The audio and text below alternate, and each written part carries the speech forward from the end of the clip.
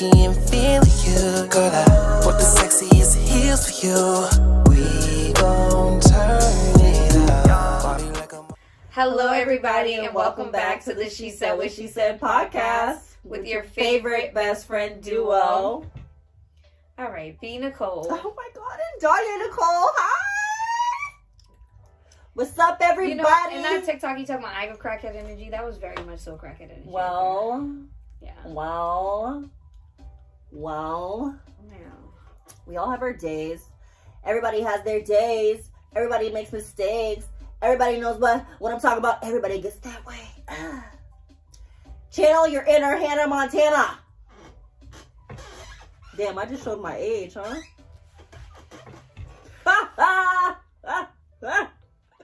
I'm gonna pray for you tonight. I'm gonna pray for you tonight. Woo! That used to be my show, though, Hannah Montana. I used to want to live a double life so bad. Look at her. Look at her. Me too. It's funny because people always say, like, they feel like I live a double life. They're like, wait, this is Brittany outside of work and this is Brittany at work. And I'm like, well, I know how to be professional, but when I'm out of work, I don't have to be professional. And they're like, you live like a double life. And I'm like, I guess. I don't know. I guess. Maybe y'all just need to mind your business. Mind your business. Thank you. Yeah, that's it. Next caller. Exactly. I had people say that to me when I was in the Navy. They're like, wow, you do all that? Like, yeah. Yeah. Why didn't you say anything? Why what would does I? It matter? Right. Why would I do that? Are you shopping with me? Oh, okay, then I don't. What do we need to have the conversation about? Okay. Oh my goodness. So speaking of work, right? I know you made just like. Okay, so speaking of work, I know you made a big career change. I just want to know, like, how have you been handling it? How have you been feeling? How's your, mental health going on with the work changes and all that stuff? You know what I'm saying? Oh, not just me. You made a huge career change as well. Yeah, you're right. But for me, a lot of people may or may not know, I was a hairdresser for about 6-7 years. Mm-hmm. I always feel so old when I say that because, like, bro, I was for 6 or 7 years. But yeah, I managed 2 hair salons, and it started getting to the point where I wasn't enjoying it anymore. Like, I felt like I was genuinely going to work, and so, I kept saying, I'm like, I gotta get out of here. I gotta get out of here. And then one day, gotta find a way to make this money up. Get my money up. Yeah, I was like, no, not even get my money up. I was like, I just need to get out of here. Like, You ever see that one? No. I gotta think of a way to get my money up. Oh, this money by tomorrow? Yeah. Yeah, and it's like, sell your car. It's like, sell your Beamer. And it's like, sell my Beamer. But one day I was literally miserable at work scrolling on my phone. And my friend Laura, she ended up posting, like, she had posted a status, like, hey, anybody looking for a job? And so I was like, hey, like, what's up? Like, and I was like, do you need, like, what do I need? And so she was like, send me your resume. Literally the next day, I got a phone call, and they were like, oh, like, we want to interview you. And I was like, whoa, like, that was quick. That was quick. Literally, I'm going within fast. that first, yeah, she was like, your resume looks amazing. She was like, can you interview tomorrow? And I was like, no, but yes, I can. And so I literally interviewed the next day, and literally it was like a huge career change. I went from doing hair to working in the medical field. And okay, B. Okay. Bye. And so, yeah, started working in the medical field, worked in, cardiology for a while. Wow, cardiology. Then I had to come play dibble-dabble in the plastic surgery. But no, like, even, like, moving from cardiology to plastic surgery, I love my job. Like, it's dope. I see some of the dopest stuff. I've learned a lot about the body and the stuff that... Still don't like blood, though. Nah, I'm all set. But no, like, I'm like, I can, like... I know, I'm able to handle blood. Like, if you've seen half of the stuff that I see now, I'm good. Like, I'd be looking at stuff, I'd be like, oh, that's okay. He just washed his fingers, that's it. Yeah, like... Just the fingers. Like, it's just... Just little fingers. Yeah, I'm like, oh, they'll just put it back on. Like, as long as you keep the hands, like, if somebody, like, cuts the top of their hand off, if you put it on ice, they can reconnect it. Mm-hmm. As long as, like, they don't, like, as long as it doesn't get cut, like, a certain spot, they're able to reattach it. But yeah, even moving from there to there, like, I love where I'm at now. So let's just dive back, when Brittany was in high school, did you know that you wanted to be a cosmetologist? Yes. So I've always wanted to be a hairdresser, like, since I was a kid. Mm-hmm. Like, my mom used to buy me, like, the Barbie heads, and I used to, like, sit your tail still. Like, I used to fight my Barbies. Yanking them damn Barbie dolls around. Bah, bah, bah. I used to, like, sit down. Sit still. Like, yanking her hair. But yeah, since I was a kid, but my grandmother, who everyone literally tells me I'm just like, she had a hair salon. So it's like, I feel like certain parts of her were reincarnated in me, I feel like. And medical field was not in your cards at all back then. At all. Right. So now you being in it, like, I know you say you feel great now and you're happy you made the switch, but what do you think, what is the medical field or your career change in general allowing you to do now as a person? Oh, I feel like it has allowed me to, I don't want to say, it has made me thankful for, a lot of things, because I see what people go through, and I'm like, oh my goodness, like, I thought I was having a bad day, and this person's going through this, and this. Like, it's definitely made me care for people more. Not saying I didn't care for people before, but it put a little soft spot in me. Like, in sometimes, like, patients, they make me cry. Where it's like they're so happy of, like, what I did for them, what I made happen for them, and, like, it makes me emotional, like, where I'm like, oh my gosh, like, I made this person's day, like, they needed this, like, and that's beautiful. It makes me happy. Oh my gosh, it makes me happy. Almost sounds like you need a hug. No, I don't need a hug. All right, whatever. Maybe a Reese's. I'm playing. Oh yeah, I have 3 more in my. You ate that one already? Yeah, I finished it. Oh, I thought it was just sitting back there. No, I got 3 more in my purse. Oh, I wish you got the Reese's Pieces. Oh my god, those are so good. I know. My sister's home and that's all she's eating right now. I'm like, oh my gosh. Like, now I'm craving it. Along with other things. We love cravings. I sure do. I've been craving a lot of stuff lately, so. Me too. I'm always craving shit. Oh my gosh. And my cravings are so bad. If I crave something, I'll get out of my bed. Right. And go like, get it now. I'll know, like, it's bad. I remember one night I almost cried because Walgreens closes near me at midnight now. And it was like 12:30. And I really, like, I needed it. And they didn't. I was like, what do you mean? You're closed. I discovered this new restaurant and they make their sweet potato waffle fries a certain way. They fry them up, but then they coat them with brown sugar. Cinnamon sugar, and they serve it with honey. Oh my gosh, I've never seen that before. I was like, oh, I got my butt up and went and got some. Like, as soon as they were open, I was like, how far are they? Like 10 minutes. Oh, okay. Yeah, nah, I've had those times where, like, I'll never forget. It was like 4:00 in the morning one time, and I was craving pickles and ice cream. Pickles and ice cream from McDonald's. And I was like, nah, something's wrong with me. Something's wrong. Something's wrong. Something's wrong. Something's not right there. And I was like, pickles and ice cream at 4:00 in the morning. And best believe, I drove to McDonald's 4:00 in the morning. And when I got to the window, I got too scared to order it. So then I just drove off. Oh my gosh. That was probably the day the ice cream machine was actually working too. But, like, I was like, how do I order ice cream at 4:00 in the morning and then be like, hey, can I have, like, just a side of pickles? Like, can I have a cup of pickles, please? I would have did it. They would have looked at you crazy, but hey, it's 4 in the morning. Sorry. It was literally 4:00. It was at 4:30. Mushwa on my head and all that. All right, so, like, how did you feel with your career changes?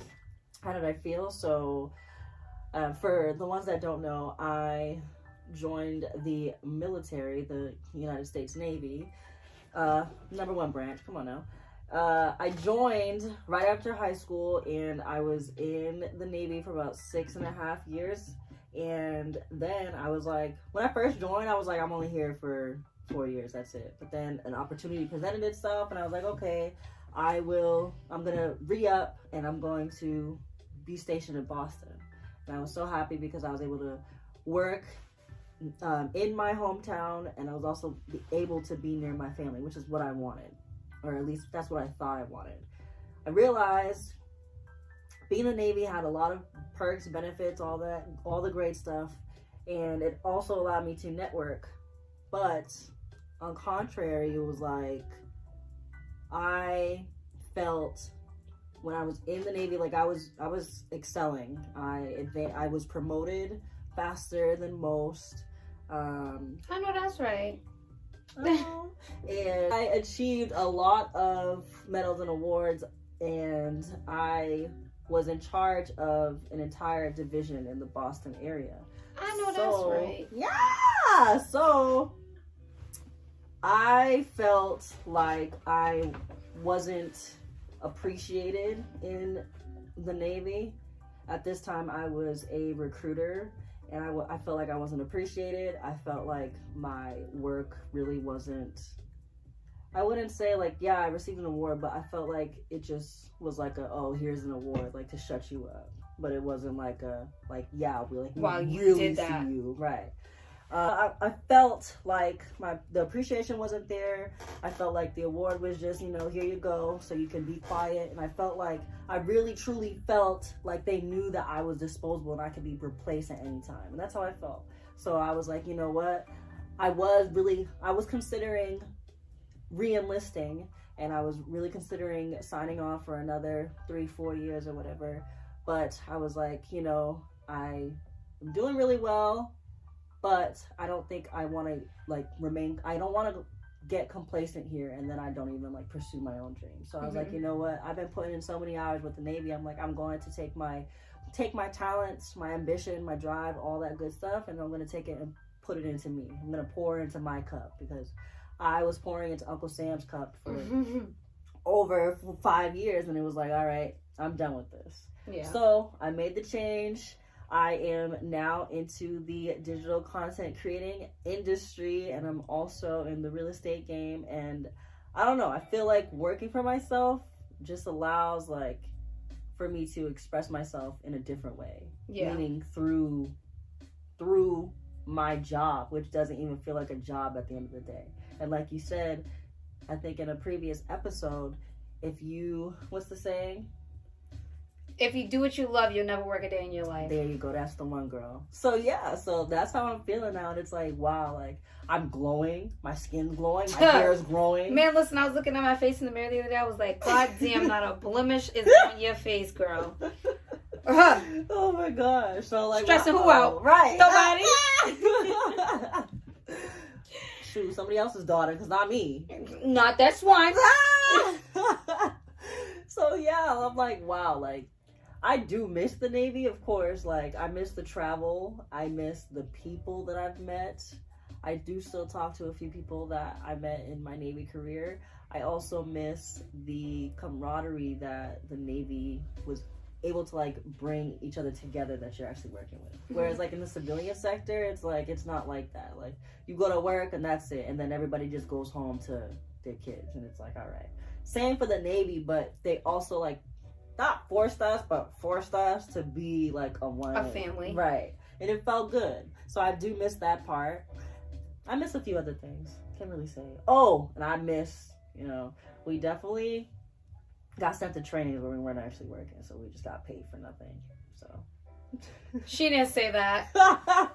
I definitely want to have a little salon, a little salon, and yeah, I just want a little salon, just in case I want to do hair. Because I still do hair sometimes, but I only do it for select people, because it's first of all, I don't even have time. So I don't have time to be doing hair, but I'm making time to be able to do your hair. Right. So yeah, eventually. But I do miss it some days. But then I just started doing my hair, and I'm like, I'm over it. I'm over it. Like, I was cutting my hair the other night. I was like, I really don't miss it that much. Once I started doing it, I'm like, and then I looked at the floor and I was like, oh, I cut a lot of hair off. But I feel so for anybody that is looking into like making that career change, I say do it. Honestly, I say do it, because every company there's another person behind you that's ready, locked and ready, resume in hand, ready to go. They're gonna hire them. Yeah. So I say do it. And I think that when you do it, I think that you are going to feel as if a weight was just lifted off your shoulders. Kind of like us. And you may not see like the bigger picture at the moment, but once you do it, you'll see it and you'll feel it. Yeah. And then everything in your life will just fall in line. Oh, it sure will. And it's like, wow, like just this one move literally just changed something. And honestly, like if you do switch careers and you're like, damn, I don't like this one, hey, guess what? There's another one. Right. There's a whole nother one. So keep going, sis. Or bro. You know? Not bro.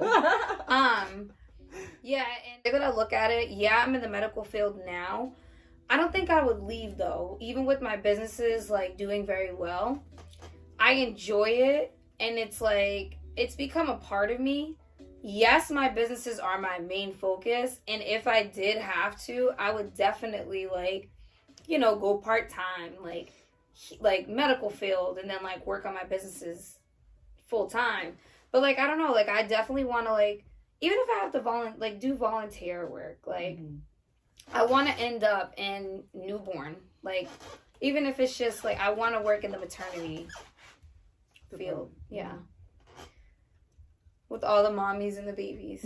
That's where I want to be. Like, even if it's me, because I can't give them enough hours, just volunteering to just hold the babies. I will do that and help the moms. Like, I'm all for that. You're all for that. Me too. I've been thinking about the medical field, so I'm gonna have to talk to you soon. I'm gonna holler at you, girl. Yeah, I don't know. There's something about mothers and children that like they hold like a really, really soft spot for me. Of course. And the newborn babies.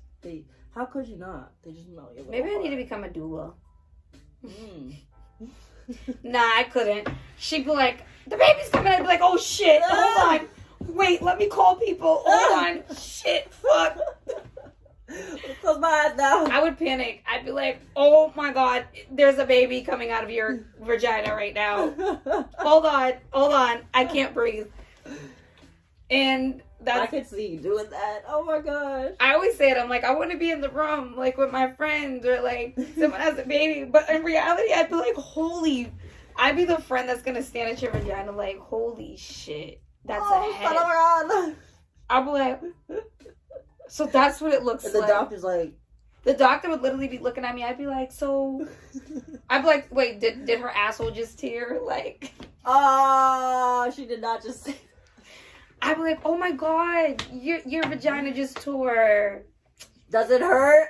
Did it burn? Are you okay? Does it hurt? Push a little harder. Wait. Breathe. Yeah. I would forget to breathe. Oh my goodness. I would be so dramatic. Like, I'm good with certain stuff, but I don't know. There's something about that childbirth that, like, I don't know. That might not sit well on my stomach. Yeah. I can relate. Because I'd start thinking about it. I'd be like, wait, that just came out of you? That's what I'm about to have to go through next? What? Oh. I would panic. Okay. Well, with a career change, we also have to remember to manage our finances, right? So how do you manage yours? I'm not gonna lie. You don't manage them? No. Like, okay, so like I manage them, but I don't manage them like you don't micromanage them. I'm gonna spend a bag and get it right back. Okay, sugar mama. But you know, I don't really manage. Okay, the way that I manage, I put my bills on auto pay. You put your bills on auto pay. Okay, what do you do for your savings? Like, is everything. Savings a part of your bill? No, I don't add that in a bill. Like you pay yourself, so your savings account. No, I don't look at it as paying myself. Okay. Because, well, I mean, yeah, kind of, because my savings, I can't touch it. Mm-hmm. But, so, like, the way that I do it, like, I have, in the medical field, you have 403B. So you can have a 401k, you have 403B. Mm-hmm. So you can, your job matches you, whatever you put in. Mm-hmm. So I put into both so that, when when I decide to retire, I got both of those plus my savings, and then I have a CD. All right, so for like myself, I take half of my paycheck and I put half of it into savings, and then half of it are for my bills, and whatever's left over is for me to spend. And then from that, every time I get paid, I take whatever I didn't spend and I put that into my savings, and then I do the same thing with I would just repeat the cycle with the upcoming checks. And then on top of that, I have, instead of a savings account, I have a money market, and I also have a CD, and then I have just a regular traditional 401k. Not fancy like you. No, only, like, you have to be in the medical field to... Yeah, fancy. I know, I'd be checking it, I'd be like, ooh. And it's like, you can kind of switch it. So, say if 1 month you want to put 30% of your paycheck in there. You can put 30 and your job matches it. Mm-hmm. So, I like to switch it up. I don't like the adulting thought of having to, like, manage my finances. Mm-hmm. Like, when I want to spend, I just want to spend. Mm-hmm. But I spend responsibly. Right. Like, I don't be like, oh, let me just spend all this and then just hope for the best. But, my, spend a check and get it right back mentality definitely needs to calm the fuck down. Because the other day I was like shopping, and I had like place an order, my vacation order. And I was like, did I really just spend all this money? And then I was like, maybe not. Maybe you should chill out next week, Brittany. Maybe you should chill out for the month, Brittany. Yeah. Maybe I can't. I hate when I like beat myself up when I like spend like small money. Like I went to Flames today. My beef patty was $3.50. I was like, wow, I probably could have made a sandwich instead of getting this beef patty. No, when it comes to food, listen. That burger was worth $10.50. Was it though? Yeah, because it filled my belly. Oh my gosh, that reminds me. I need to use my American Express Uber Eats code. You get $15 every month just for having an American Express card on Uber for Uber. Uber was charging Uber Eats. Mind you, I never ordered through Uber Eats before. I don't like. I'm afraid of DoorDash. I don't do any of those. Why? I don't know. There's something about them that freaks me out. What are you afraid of? I don't know. Like, Brittany. Just something about it. Like, I don't know. Like, I just feel like somebody's gonna eat my food, and it's like if I dare know that they ate my French fry, I'm gonna pray that you choke. The restaurant seals it with a sticker. But it just still doesn't sit right with me. Like, I just think of, like, what if their car's dirty? Like, one time I seen a guy pull it out of his trunk, like, and it's like, what if he had, like, old gym socks in his trunk? I don't know. Those companies just don't sit right with me. When you think of it, about it that way, you're right. It sounds disgusting. Like, I freak out, like, when people are like, let's do DoorDash. I'm like... I know a few people that do work for DoorDash, and their cars are not that good. See, like the inside, or like the cup holder's nasty, and they ain't clean it. They're ashing their weed, their cigarettes, and they have my drinks. Like your drink sitting there, and we all know them cups is not durable. They be leaking after like 2 hours. Exactly, yeah. Like those companies do not sit right with me. But Uber was charging me like $10 a month, and I'm like, what the hell? $10 a month for what? For Uber Eats something. I don't know. What would you want? Uber Eats Plus? I don't know. You were just clicking something, just be clicking it. Then she realized she's paying something she don't need. That was another thing. Actually, with managing finances, do you know how many subscriptions that I was going through my bank? I'm like, what is this? $30? Where's this going? And it was like, I called the bank. The lady was like, girl, you've been paying for this for like 9 months. Wow. I'm like, what is it? She's like, I don't know. I'm like, delete that shit. And so then, like, they refunded me all my money. But, like... Oh, they did? Yeah. Wow. Well, that's a nice bank. Yeah. But, like, subscriptions. Like, hey, you clicked it. I had so many subscriptions to so many places. And I was spending, like, at least $150 a month just on subscriptions that I didn't even know I was signed up for. Mm. I try to, like, look at my...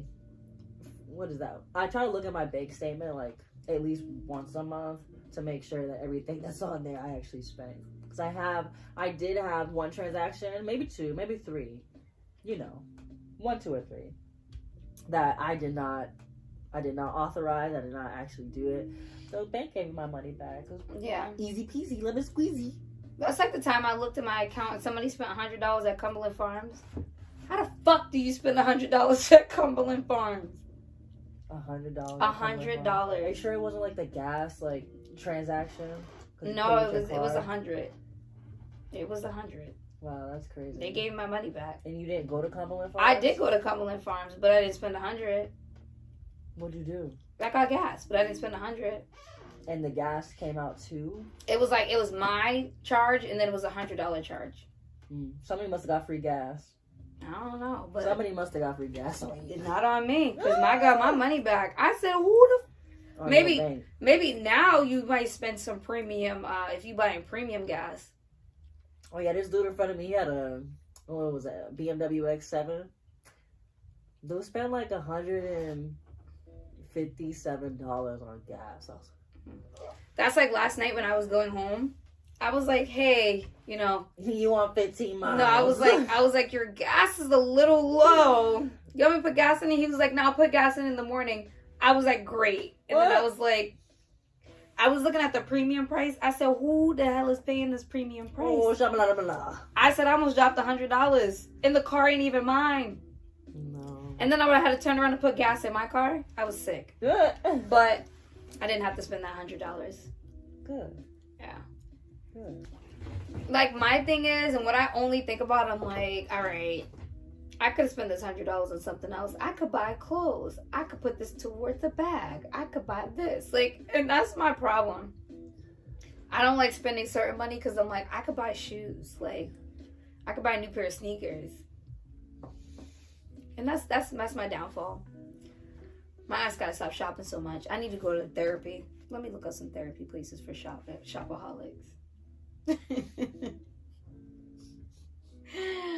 Whenever I'm having a bad day, in a shopaholic meeting, I need to go to AA for shopping.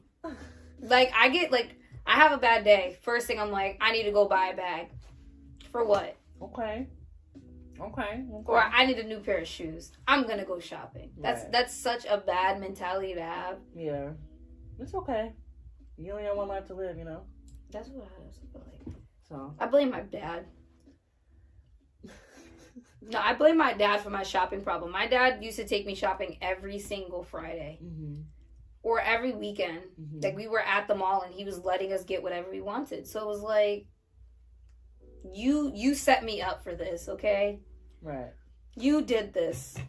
You created this. Yeah, and he tells me all the time, he's like, you shop too much. And I'm like... And what do you do? Excuse me. Or he'll be like, I think I got it from. He'll be like, I hate coming shopping with you. I always spend too much money. And I'm like, bruh, you started this. Right. I'm just continuing it. The hell? All right, so moving on to the question of the day. We got asked by one of our subscribers, thanks for subscribing, by the way, what advice would you give your younger self if you could, and why? Ooh, that's heavy. Advice that I would give my younger self and why? This is a heavy question, I feel like. I would definitely say everything's gonna be okay. Prepare for the worst, but hope for the best. Everything's gonna be okay. Learn yourself, spend time with yourself. It's okay to be alone. You don't have to, you can go out your comfort zone. Put yourself first. believe in actions, not words. I heard that one. Um, I heard that one. don't settle.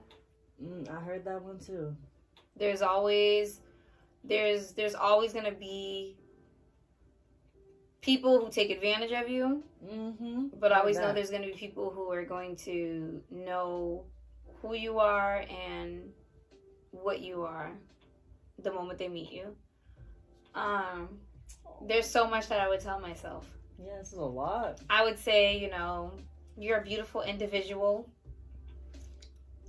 Don't let nobody tell you otherwise. And I heard that. She speak said what up. she said. Speak up for yourself. Don't let anybody dull your light. Yes. I would say. Go ahead, B. Nicole. Go ahead. Make noise. You don't even have to make noise. You can be the loudest one in the room without even opening your mouth. I heard that. And there's so much more I would tell myself. But those are. You could write a book. You should be an author. You should consider it. For real. Maybe one day. You have a good story. Maybe one day. Not like good, but. You know, I want to write a book one day about grief. That's that. If I write a book, it's gonna be about grief and how to get through it. Yeah. I mean, I'm still not, completely through it, but people don't realize you grieve a lot. Like, you don't just have to grieve someone who died. You can grieve someone walking this earth. And they say divorces are harder than, it's hard. Like, people. It's I don't know how to say it. Like, divorce is equivalent to losing someone. I've heard of that before. Yeah, like I just heard that. I don't know how they word it, but people don't realize you can grieve someone who's literally, you can grieve a friendship. Living. Like, you can literally grieve so many things that people don't realize that you can grieve. Like, people you can only grieve if the person dies and they're just never coming back. No, you can grieve friendships, relationships, any ships. Like, you can grieve anything. I can definitely relate to that. But if I ever write a book, it's going to be about grief. And it's going to be obviously losing a sibling, but, I'm going to read it. I'll tell my story. I'll talk about it one day. I keep saying, I've made a promise. I'm going to talk publicly one day about what I went through, how, what I continue to go through. And, Whenever you're ready. I mean, I mean, I'm always going to cry. But, my thing is, I'm like, people see me cry. I don't know. But then the news, they got me. They got me on the news crying. I was about to say, literally had the camera in my face, and I was like, no, they did not. I was just like, they didn't have to do me like that. Who was it? 7 News, NBC. I was like, damn, girl. All of them. I'm like, bro, am I crying? At least it wasn't like the ugly cry. My makeup was done and my hair was done. But I was like, not me publicly on the news. Multiple news stations crying. I know. You Google my name, that video comes up. And then even with that, I would say, your brother, he wants you to live. Because obviously, my younger self didn't know that was going to happen. But, yeah. What would you tell your younger self? If I could go back in time and talk to my younger self, I think that just the one thing, just to narrow it down, the one thing that I would say is that you don't know everything. I feel like I would tell myself that too. I feel like period, you don't know everything, and that's for your younger self. Your authoritative figures don't know everything, but they do advise you of things, and it's you were, young and dumb in some ways, and you're like, oh, you said that, no, I already know that, yeah, this little boy's gonna break my heart, and, or, just small things, I always used to tell myself, I don't have any real friends, meaning that all the people that you met, back in high school, those ain't your friends. my dad used to say that all the time to me. I'm like, why is this dude saying that? Yeah. Like, why? My is mom he used to be like, saying them that? little heifers ain't your friends. But now I get it. Like, okay, yeah, they were not my friends. Like, okay. And looking back at it, I really wish that I just didn't know it all. I really would. Well, you feel like you wish you didn't feel like you knew it all. Right. But everyone feels like they know it all at some point. Even, like you said, parents, they feel like they know it all. No, ma'am, you're learning how to parent while you're raising me. Like, and parents don't realize we're raising them while they're raising us. We're like, it's a learning experience for the both of us. Especially with that first child, you've never experienced parenting. You're still learning your child's helping you be able to learn. And we're both learning from each other. Right. They don't realize that. They don't realize that. And it sucks, especially like this generation, they're dealing with a lot. Like as a parent, you're gonna deal with a lot, especially with the social media now added into the mix on top of every other thing that you should be doing or are expected to be doing as a parent. In today's society, it's like, wow, like you're competing with a lot, and it's a lot to handle. I think that both the parent and the child should be in therapy so that they can navigate it together, because I've seen a child, like, she just doesn't even know how to talk about her emotions, and it's unfortunate because she should know how to talk about her emotions. And like, we're in an era right now where it's like, that's okay. Like, it's okay to talk about your emotions and how you're feeling and et cetera, et cetera. But like, if you don't know how, or you were never taught because, you know, your authoritative figure doesn't really know how to do that. It's like, okay, well now I'm just stuck. And it's like, damn, like, I can't do that because I really wasn't taught to do that. I feel like for myself, I've been learning a lot. It's like not redeveloping, but it's in a sense redeveloping your brain. Yeah.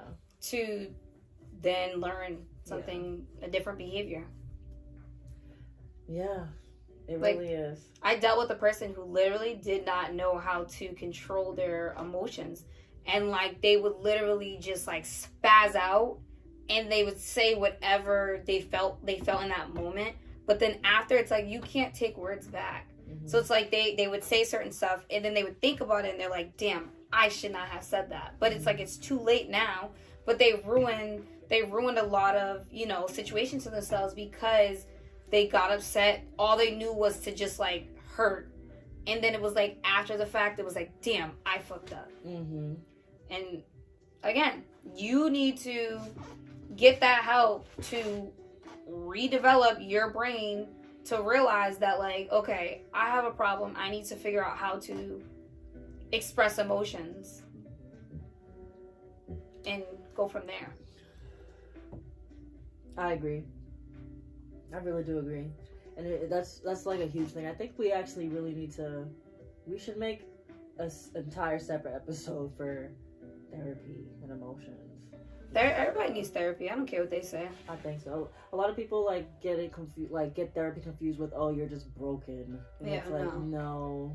Everybody's broken in a way. Like, people don't realize how much childhood traumas affect you. Like, I don't care to say it. I go to therapy. My therapist has said certain things to me, and I've literally broke down and started crying because it was like something from my childhood that I didn't realize was something. And it's like, oh my gosh, like my whole life I've been living with this, not realizing, and you feel a weight just lifting off of you. Like, because it makes sense. It makes sense because you're saying that. Now I'm connecting the dots, and it's like, damn. Yes. That's why I felt that way that whole time. It's like, okay, wow, I'm getting it now. Okay, damn. Like, my therapist said something to me one day. She was like, you're defensive. So, like, you don't want to get hurt. So you get into defense mode so that you don't get hurt. And I'm like, and then she's like, this came like this. And then she would ask me questions a certain way and it would get it out. And I'm like, you know what? Light bulb. That makes so much sense. And I'm like, literally, I was freaking 5 when that happened. Like, how does that affect me at 26? Right. And I'm like, that's crazy. It is crazy. But everybody should seek therapy, honestly. They should. I appreciate you. I appreciate you too. And if you are watching, don't forget to like, share, and subscribe. You know what she said. Hashtag. She said what she said. Ah! Alright, let me just fucking. Yo, Donyea, my finger stuck. Donyea, my finger stuck. Oh my god, Brittany. Donyea, don't turn it. Did you get it out? Wait, don't turn it. Ow. Oh my god.